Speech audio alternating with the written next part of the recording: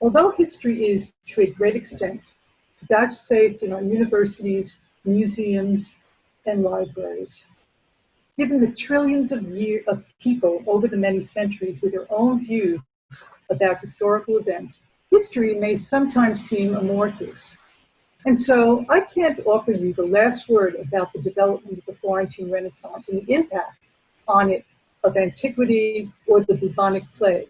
What I can offer you is what the art reveals. And as we all know, a picture is worth 1,000 words.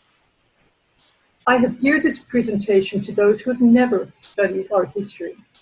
For those who are knowledgeable about my topic, please forgive any overly broad statements and any inadvertent errors. And if I overlook some artist or style or fail to mention the art of other nations, it is because I am surgically focused on Florence, Italy, and I'm limited to what I can address in 45 minutes. And by the way, I last practiced art history some 45 years ago.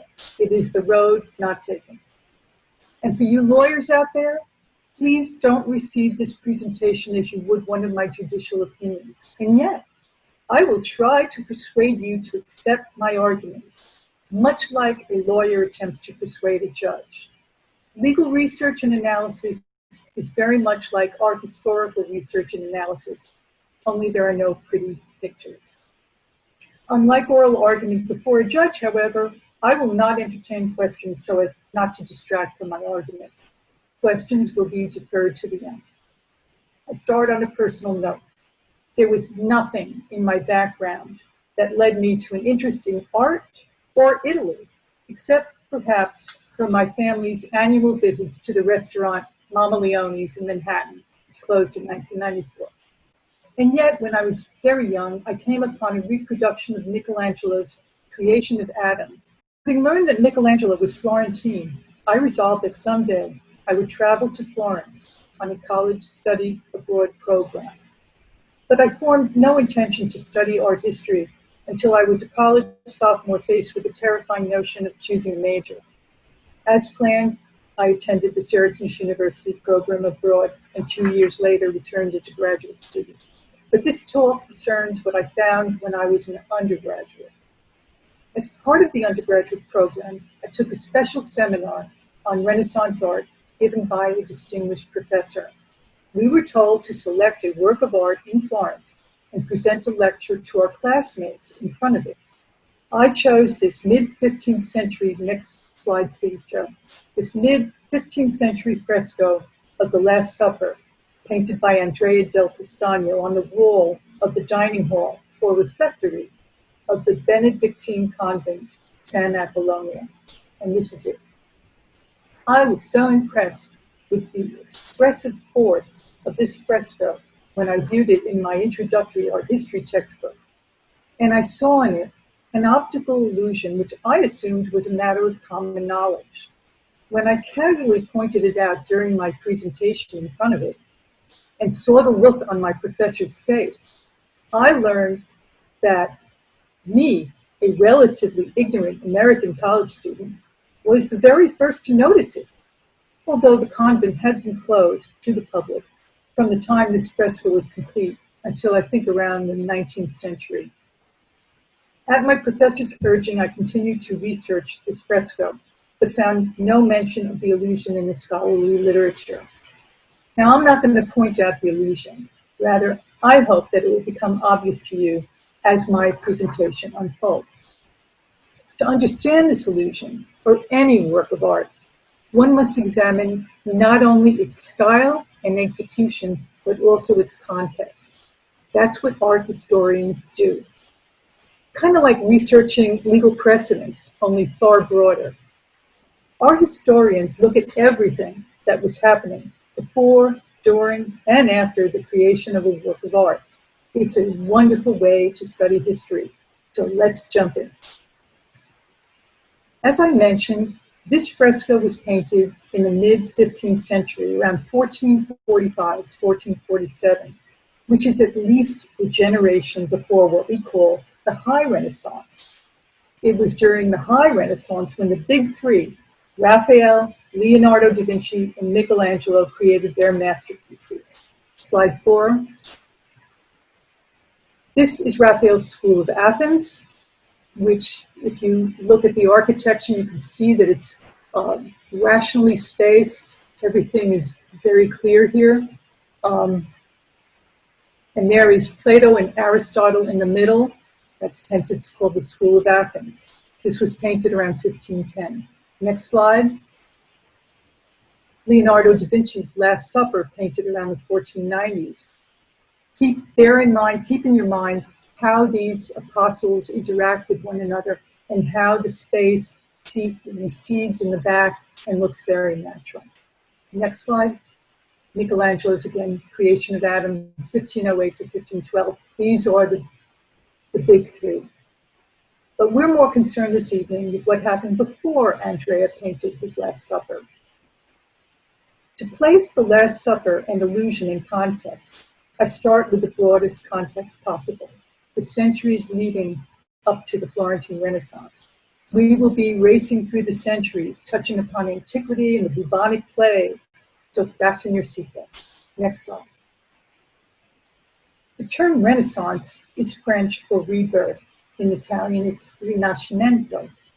What was born were the values and style of ancient Greece and Rome, especially the classically Greek period of Plato and the Parthenon. Next slide, please. This bronze statue of a Greek charioteer, created in 470 BCE, meaning before the Common Era, epitomizes the classical Greek style. This is not a portrait of a charioteer. There's nothing individualistic about his face, his stance, or his clothes. Rather, it is a depiction of the ideal charioteer, an example of a charioteer. According to the great Greek philosopher Plato, such ideals or forms exist outside of human perception. Hence the term, next slide, the Platonic ideal. 140 years after this bronze charioteer, the classical Greek style broadened, coalescing in this Aphrodite. Next slide. Or as the Romans called her, Venus, sculpted in 330 BCE, before the Common Era, by the great Praxiteles. The Greek original is lost, but this Roman copy in the Vatican Museum is said to be the truest. This Venus, in my opinion, represents both the ideal female nude, like the bronze charioteer represents the ideal charioteer, and at the same time, a naturally posed, real woman. To paraphrase Protagoras, next slide, please. Woman is the measure of all things. Now, we've all seen movies about ancient Rome like Ben-Hur and Gladiator, and we are familiar with Roman imperial art with its glorious busts of emperors and senators. The ancient Romans, as did future empires, adapted the vocabulary of ancient Greece to their art. Here are two examples of Roman busts in the classical Greek style. Next slide, please. The one on the left is the Emperor Augustus, sculpted from around 27 before the Common Era. And on the right is a Roman noblewoman, sculpted in the year 130 of the Common Era, or CE. She's sculpted almost 150 years after the Augustus bust and 5 centuries almost after the Aphrodite. Then came Christianity. Christianity spread like wildfire from the 2nd century onward. Classical Greece and the Roman Empire fell out of favor, for after all, they were pagans. Given the biblical prohibition against graven images in early Christian art, the image of a fish or lamb often stood in for Jesus. But popular style dies hard, and there exist instances of early Christian art that incorporate classical values. Here's one example. Next slide. This is a seated Jesus. And if you didn't know that it was Jesus, you would think that it was a Roman senator. No? Toga and all. But our topic today is the Florentine Renaissance. So we are now going to fast forward 9 centuries to the late Middle Ages with this Madonna and Child from around 1230 or 1240. a far cry from classical Greece. No, this painting on wood is in the Byzantine style, which originated with the reign of Emperor Constantine in 330 of the Common Era, when he moved the capital of the Roman Empire from Rome to Byzantium, the ancient Greek city that then became Constantinople and is now Istanbul. There is nothing very natural about this flat and abstract representation of a mother and child. The artist made no effort to depict real flesh. Mary's fingers are like sticks, and her face is more mechanically structured than naturally modeled. But don't think for a moment that this artist couldn't paint. Just like some might think Picasso couldn't paint. Not true. Some artists, like Picasso and this artist, prefer to experiment, and others, more like this one here, adhere to contemporary styles or other kinds of conventions. This painting, as is true for much medieval art, is symbolic, like an icon or a totem. It focuses the viewer on the meaning of the Madonna and Child. By the way, to give you a sense of proportion, Constantine's Byzantine Empire endured for some 12 centuries. As you can see, for medieval Christians, the function of art was devotional and inspirational. But let's give this dignified Madonna her due. Her knowledge of her son's fate is plainly reflected on her face. Anyone can empathize with her, and that is the purpose of this painting, to instill empathy and inspire religious devotion. Mary's status as the Divine Mother is also reflected by the color of her mantle, her garb, which is painted in the costliest of pigments of that time, precious lapis lazuli, a mineral that likely made its way from Afghanistan via the Silk Road to Italy, where artists crushed it into pigment. But as we know, times change, even if it takes centuries. Power shifted back to Rome from Constantinople, along with some flexibility and diversification, eventually permitting a renewed embrace of classical Greek styles and values. There is something to be said for the historical perspective that grows over time and permits a society to view the past as interesting, as opposed to threatening.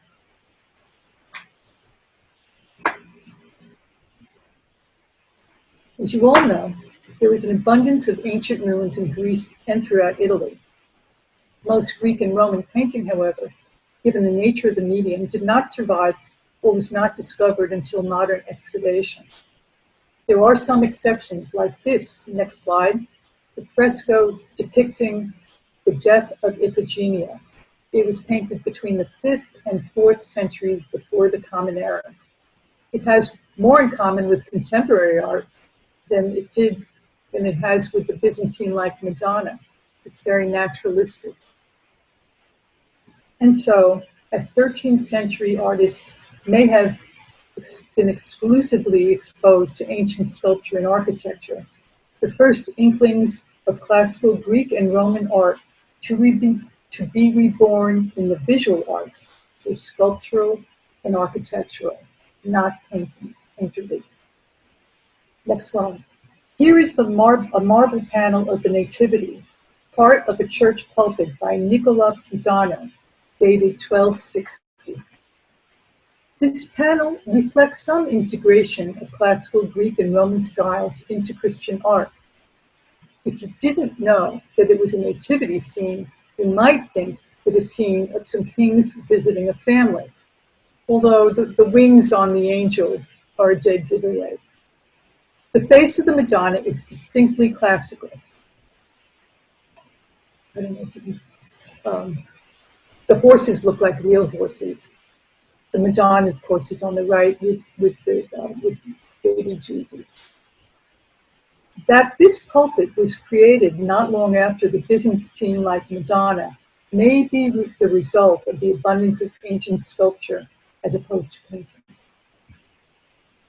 Along with, and in some cases preceding the rebirth of classical Greek and Roman art, came a renewed interest in literature and philosophy, likely due to the availability of Greek and Latin texts and their popularization in the 14th century by noted Italian authors Petrarch and Dante, among others, who had the advantage of a historical perspective that their predecessors lacked.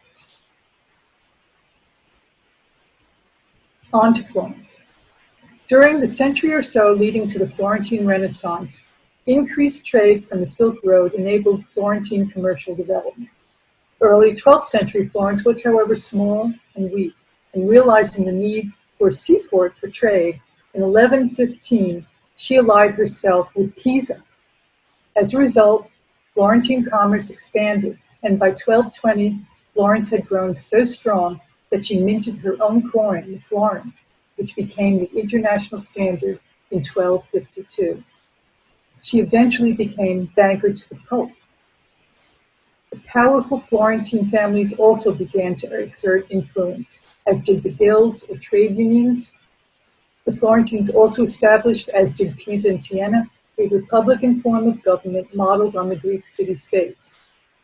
During the late 13th century, ordinances of justice were drawn up in Florence, a kind of Bill of Rights. Next slide, please. Along with the growing ascendancy of Florence and renewed interest in classical values and style, came the enormous influence of Francis of Assisi, among the most beloved of Christian saints. Francis may be said to have contributed to the development of the Florentine Renaissance by advancing a more classical-like view of the world that was humane and compassionate. He died in 1226, but remained an immense influence on Italian medieval society. The artist most closely identified with Francis was the painter Giotto. In terms of influence, Giotto is one of the greatest painters of all time, and that's not an overstatement. It is in this early 14th century fresco cycle, next slide please, depicting the life of Francis, that the first stirring of the Renaissance in painting is visible. Here is the scene of the death of St. Francis, those patches far from restorations. This was painted in around 1325 for the Bardi Chapel in the Church of Santa Croce in Florence. It is said that Giotto, for the first time since antiquity, painted figures modeled with light and shadow and a more rational sense of space. It may also be said that Giotto expressed in his paintings what Francis preached, kind of like Giuseppe Verdi expressing in his music the yearning for a united Italy. The monks assembled around Francis reflect palpable grief for the demise of their beloved brother. Although there is nothing overtly Greek or Roman about Giotto's painting, its emphasis on humanity derives from Francis, thereby providing another route to the Florentine Renaissance. Before the Florentine Renaissance could fully flower, however, a terrible crisis occurred. Next slide, please. In Florence, in Italy, and over much of the world in the 14th century, the bubonic plague or Black Death. Whatever progress had been made by Francis and Giotto, and Petrarch and Dante, and the other humanists in bringing a message of order, reason, naturalism, and compassion to the world, it was obliterated by the plague, which, as does any disaster, polarized people and promoted social unrest. Superstitions ran rampant, along with strange religious cults. Blame for the plague was cast on alleged immoral behavior. Sound familiar? Of course, there were no ventilators, surgical masks, or Purell. Although I recently read that those on ships arriving in Venice from plague-ridden ports were kept on board for 40 days before being allowed to disembark. Hence the term quarantine, which derives from the Italian quaranta, or 40. It is said that 2/3 of the population of Europe perished from the plague. Giovanni Boccaccio, in his Decameron, provided a contemporary account of the bubonic plague in Florence. Here is a snippet from his introduction. Next slide. Feel free to read along with me. 1,348 years had passed since the fruitful incarnation of the Son of God, when there came into the noble city of Florence, the most beautiful of all cities, Italian cities, a deadly pestilence, which, either because of the operations of the heavenly bodies, or because of the just wrath of God mandating punishment for our iniquitous ways, several years earlier had originated in the Orient, where it destroyed countless lives, scarcely resting in one place before it moved to the next, and turning westward, its strength grew monstrously. No human wisdom or foresight had any value. Enormous amounts of refuse and manure were moved from the city by appointed officials. The sick were barred from entering the city, and many instructions were given to preserve health. Just as useless were the humble supplications to God, given not one time but many times in appointed processions, and all the other ways devout people called on God. Despite all of this, at the beginning of the spring of that year, that horrible plague began, with its dolorous effects in the most awe-inspiring manner. Could have been written today, no? The plague, of course, had a huge impact on art. During the latter half of the 14th century, art became imbued with visions of the Last Judgment and hell. Here is a portion, next slide please, of the grisly Black Death fresco, The Triumph of Death, painted by Andrea del Castagno, a generation after Giotto's Death of Francis. All of the emblems of humanism have vanished as superstition and hysteria replaced reason. The people depicted within the control of that devilish figure are painted in the style of Giotto, but down to hell they go. And here, next slide, is an altarpiece by the same artist, Andrea del Castagno, painted in 1357. As you can see, there is a return to the fully frontal, icon-like imagery we saw in the early Byzantine style Madonna. When the plague had mostly subsided by the mid-15th century, almost an entire century later, normalcy returned, as did an interest in classical values. Next slide. Florentine culture expanded during the 15th century, or as the Italians call it, the Quattrocento. When the Florentine Renaissance flowered, assisted by the patronage of the church, trade guilds, the public and powerful Florentine families, such as the Medici, Bardi, and Pazzi families, artists incorporated classical art and values to glorify their patrons. Man is again the measure of all things. The church was, of course, preeminent, but everyone relaxed a little bit and were ready to enjoy life after a century of plague misery. The most famous of the Florentine families was the Medici. The Medici family was in the vanguard of Florentine culture, politics, and commerce, and it was key in advancing the revival of interest in Platonic philosophy, which became Neoplatonism, permeating all of the arts in Florence during the late Quattrocento. And, like the ancient Romans, the great Florentine families used the vocabulary of classical Greek and Roman art to extol themselves. Next slide, please. Here is Masaccio's Holy Trinity, dated 1426 to 27. As Professor Gary Radke wrote in his excellent book, Art in Renaissance Italy, Masaccio was the first in the history of painting to use a single point perspective. Don't forget, this is long before Raphael's School of Athens. You can see how the surrounding architecture recedes toward a single vanishing point. He also included in this painting, as did many Renaissance artists, portraits of his patrons who had donated the chapel for which it was painted. They're on either side. If we can see that, either side, they're kneeling right there. Correct. Thank you. Painters like Masaccio took up where Giotto had left off and largely broke free of the pessimism brought by the plague. It marked a glorious return to rationality. These painters learned a great deal not only from the classical sculptures that had been unearthed in Italy, but also from their architect contemporaries, such as Filippo Brunelleschi, who is said to have formulated a system, a real system of one-point perspective in around 1425.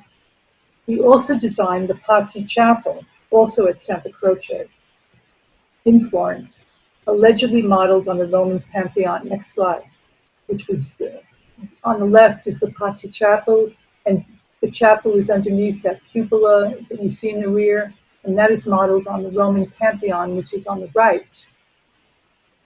And that was constructed between 113 and 125 of the Common Era. Brunelleschi's system of one-point perspective was formally introduced by the Florentine polymath Leon Battista Alberti in 1436 and was adopted with varying amounts of success. Next slide, please. Here is a failure by Paolo Uccello, who tried to depict the Battle of San Romano. It's a hodgepodge of perspectival elements with no real unified organization. The horses are pretty cool. And here's a success. Next slide. This is Piero della Francesca's Brera Madonna from 1472. Piero della Francesca was not only an artist, but a mathematician who was meticulous in his renderings of people within architectural spaces. Here you can see the space recedes effectively to a vanishing point. It is said that it is a perfectly proportioned ostrich egg that is suspended over the Madonna. If you see, you can point that out right there. Thanks.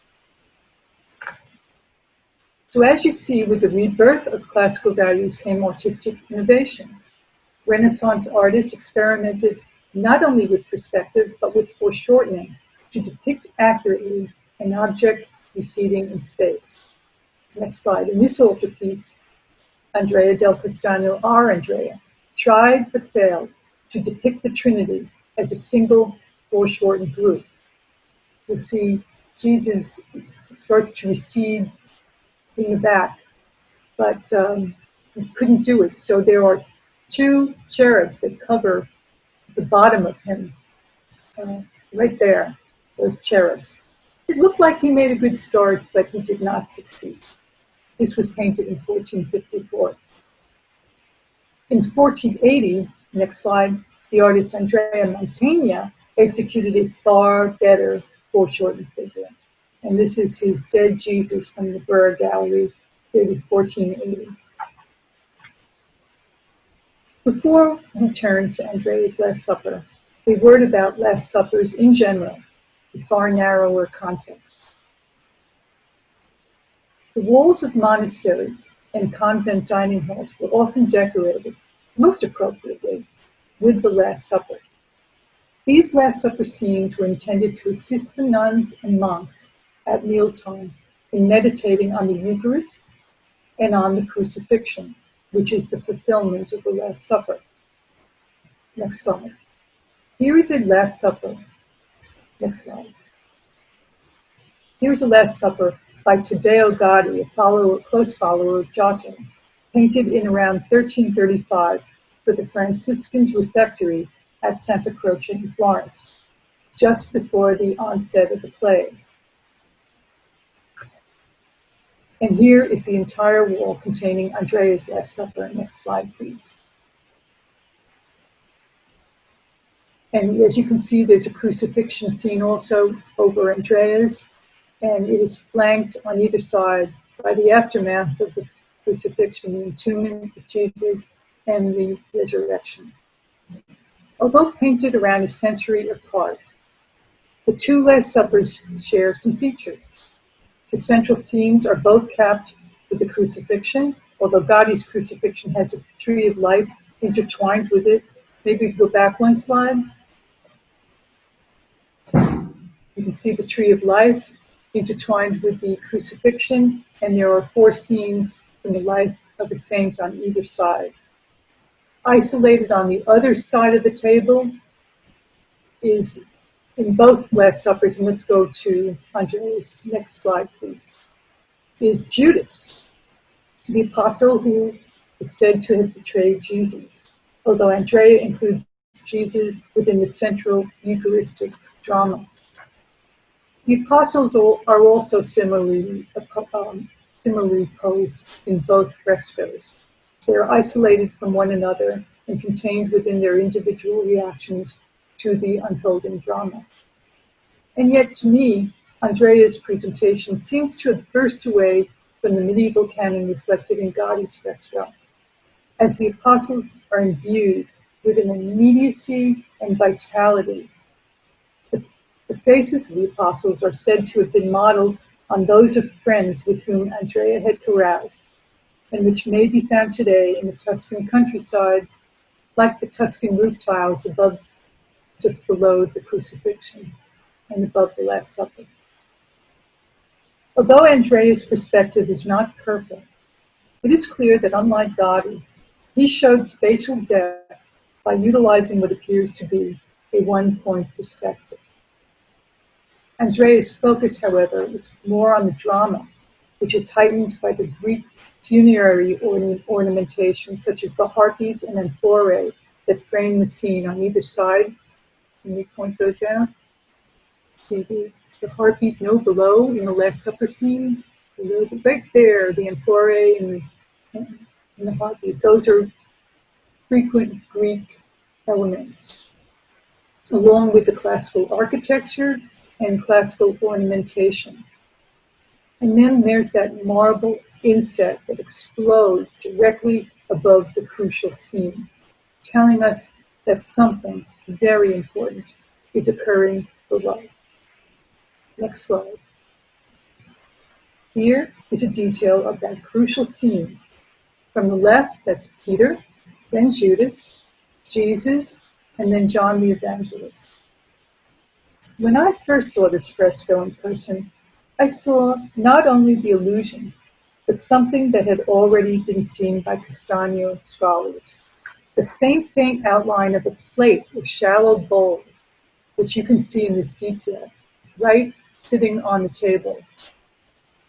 Scholars attributed no significance to this plate, or remnant of the plate, beyond observing that it had apparently been added to the fresco after it had dried and then flaked off.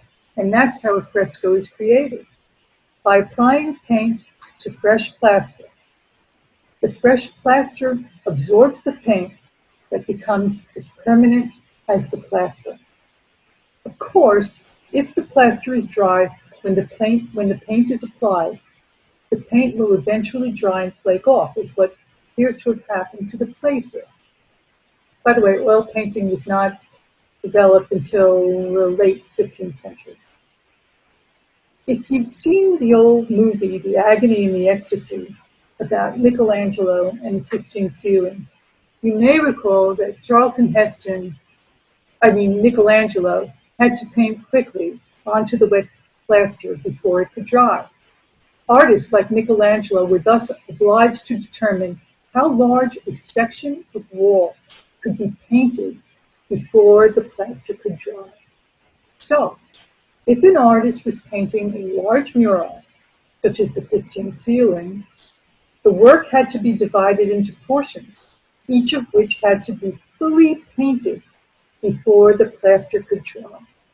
This detail roughly represents one such portion. And to guide the artist, before painting onto the plaster, he would create something like a paper stencil of the design by perforating the paper along the lines of the design.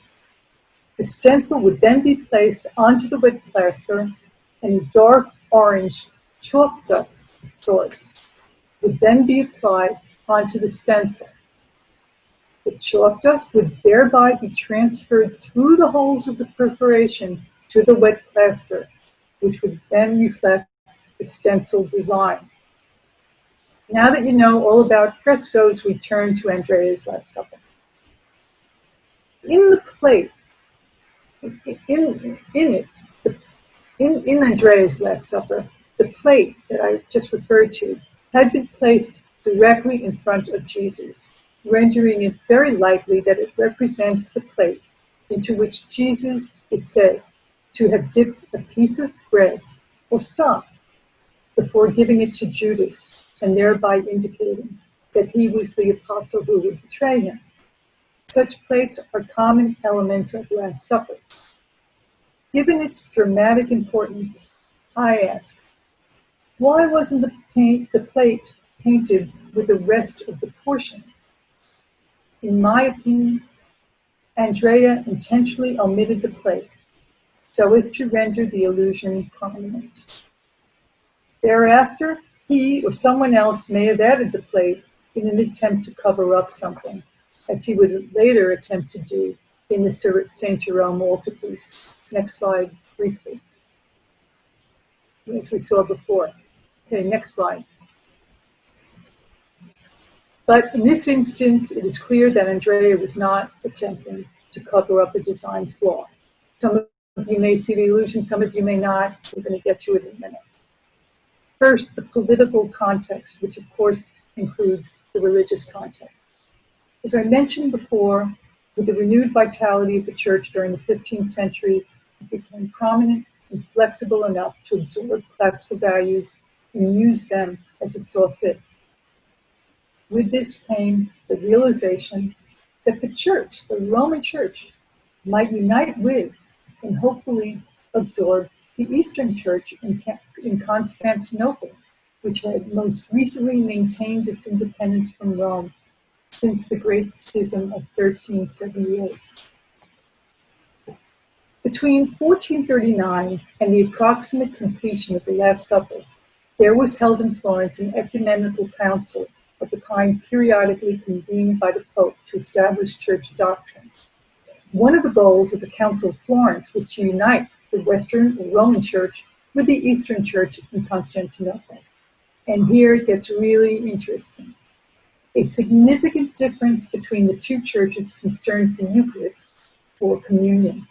According to a gospel adopted by the Roman Church, during the celebration of the Eucharist, which was instituted at the Last Supper, the wafer or host and wine, through a process called transubstantiation, becomes the actual body and blood of Jesus.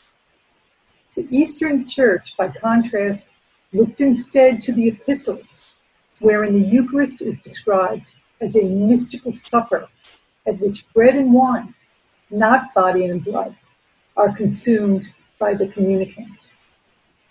The Holy Spirit is said to infuse the bread and wine, changing them mystically, not actually, into the body and blood of Jesus. Instrumental to the Council of Florence was one Ambrogio Traversari, a Florentine monk, scholar, and humanist who was close to Pope Eugenius IV. In fact, he and the Pope had a special interest in the convent of San Apollonia, where Andrea painted his Last Supper. Traversari was enlisted to help bring the churches together, as he was well-versed in Greek literature and philosophy, and had a special interest in the Eucharist. His goal was to persuade the Eastern Church to accept transubstantiation. He was not successful and died soon thereafter. It must be remembered that Andrea's Last Supper is depicted at the moment immediately after Jesus identified Judas as his betrayer by stating, "He it is to whom I give a sop when I have dipped it." And indeed, Judas is shown holding in his right hand not only the sop, you can barely see it, but trust me, you can see it He's holding in his right hand the sop, but also what appears to be a drinking vessel formed by the folds of Jesus' vestment. So this is the controversial illusion. Mystical supper or actual body and blood? You be the judge, but hear me out further. While this drama within a drama does not explicitly depict the bread and wine turning into body and blood, and we can all agree that not even Leonardo da Vinci could have depicted that cogently, it's certainly suggestive, as both the bread and the wine are set against Jesus' chest. After the plaster had dried, who knows exactly when or by whom, the plate was added, covering the most obvious part of the drinking vessel, the bottom of it, thereby effectively removing the illusion. Try to imagine this plate being fully painted. You wouldn't see too much of the illusion. I ask, why would a plate, a common element of the Last Supper, the very plate into which Jesus dipped the sop, be added after the plaster and paint had dried? In my view, the plate was added to remove the illusion. Now you may say, gee, Barbara, maybe Andrea was entirely unaware of the illusion, or maybe he simply forgot to include the plate. That's possible, but consider the following. 1, the illusion directly references the Eucharist and possibly transubstantiation, which was championed by San Apollonia patron Ambrogio Traversari at the contemporaneously held Council of Florence. 2, the illusion amplifies the drama of the Eucharist and coincides with Jesus' sacramental gesture. Can you point out Jesus' sacramental gesture? With his right hand. There it is. 3, the shading of Jesus' vestment unambiguously emphasizes the illusion. 4, Andrea later used a design element to cover up the poorly foreshortened Trinity in the Jerome altarpiece, as I showed you before. 5, it is unlikely that Andrea had forgotten to paint the plate when the plaster was wet, as he was well aware that he had to complete the section before it dried. And the plate may even have been included in the preparatory stencil. Rather, I propose that Andrea intentionally omitted the plate so as to guarantee the prominence of the illusion. And 6, the Quattrocento itself, the emerging status of artists and the rebirth of classical forms of expression, would have and did encourage artistic innovation. Andrea's use of the illusion and the marble inset above work together to express a concept essential to the Last Supper. This illusion appears to be the first for the early Florentine Renaissance. The only other illusion I found in a Renaissance painting is the one that appears a decade or so later in the Saint Sebastian, next slide, by Andrea del Castagno of Mantegna, painted between 1456 and 1459. There, in the sky above, is a man on horseback, formed by the clouds. You can see it in the detail to the right. This illusion, however, has neither the eerie power nor deep iconographical significance of Andrea's illusion. Next slide. In doing my undergraduate research, I found a book about Andrea del Castagno, written by a prominent scholar. In her chapter about his Last Supper, she includes, as do many scholars, this very detail. And yet, there is no mention of the illusion in her book, nor anywhere else, as far as I know. In conclusion, I would say that our Andrea went as far as he could. It remained to his successors to integrate classical values fully into Christian art. With the full flowering of the Florentine Renaissance came a preoccupation with antiquity and Neoplatonic philosophy as reflected in the works of Sandro Botticelli, next slide, You all know this, of course. The Birth of Venus. And the next slide, Antonio Palaeolo's Hercules and the Hydra from 1475. The Botticelli was 1484. Not a hint of religion, of at least the Christian religion, in either of these masterpieces. And then with the High Renaissance, there's this. On the left, of course, is Michelangelo's David, a biblical figure in classical form, imbued with all the beauty and classical dignity typical of the High Renaissance. You can see how much Michelangelo borrowed from the Greeks and added his own Neoplatonic sensibility, that is. This David is both ideal and real, whereas the Doryphorus, or spear bearer to the right, by Polyclitus, from 440 before the Common Era, is ideal. For any of you planning a trip to Florence, you can view Andrea's Last Supper at the Castagno Museum, which stands on the site of San Apollonia in Via 27 Aprile numero 1. All you need to do is ring the bell, tip the caretaker, and he or she will turn on the lights for you. Thank you very much.